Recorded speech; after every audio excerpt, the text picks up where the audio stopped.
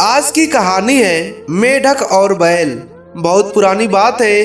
किसी घने जंगल में एक तालाब था जिसमें ढेर सारे मेढक रहते थे। उन्हीं में एक मेढक अपने 3 बच्चों के साथ रहता था। वे सभी तालाब में ही रहते और खाते पीते थे।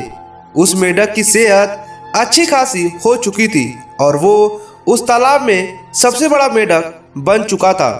उसके बच्चे उसे देखकर काफी खुश होते थे।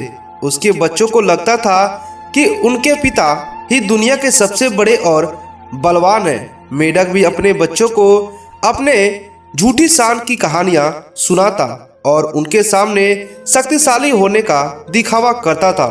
उस मेढक को अपने शारीरिक कद काठी पर बहुत घमंड था। ऐसे ही दिन बीतते गए। एक दिन मेढक के बच्चे खेलते खेलते तालाब से बाहर चले गए। वो पास के एक गांव पहुंचे। वहां उन्होंने एक बैल को देखा और उसे देखते ही उनकी आंखें खुली की खुली रह गई। उन्होंने कभी इतना बड़ा जानवर नहीं देखा था। वो बैल को देखकर डर गए और बहुत ही ज्यादा हैरान हो गए। वो बैल को देखे जा रहे थे और बैल मजे से घास खा रहा था। घास खाते खाते बैल ने जोर से हुंकार लगाई। बस फिर क्या था, मेढक के तीनों बच्चे डर के मारे भागकर तालाब में अपने पिता के पास आ गए। पिता ने उनके डरने का कारण पूछा। उन तीनों ने पिता को बताया कि उन्होंने उनसे भी विशाल और ताकतवर जीव देखा है। उन्हें लगता है कि वे दुनिया का सबसे बड़ा और शक्तिशाली जीव है। ये सुनते ही मेढक के अहंकार को ठेस पहुंची।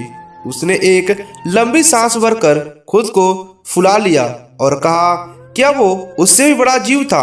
उसके बच्चों ने कहा, हाँ, वो तो आपसे भी बड़ा जीव था। मेढक को गुस्सा आ गया।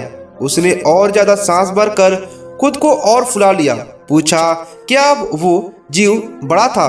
बच्चों ने कहा, ये तो कुछ भी नहीं है, वो आपसे कई गुना बड़ा था।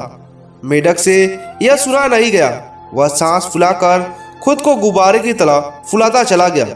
फिर एक वक्त आया जब उसका शरीर पूरी तरह से फूल गया और वो फट गया और अहंकार के चक्कर में मेढक ने अपनी जान से हाथ धो बैठी।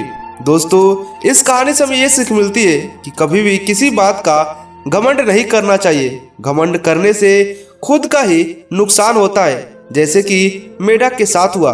आपको यह कहानी कैसी लगी हमें नीचे कमेंट कर बताइएगा।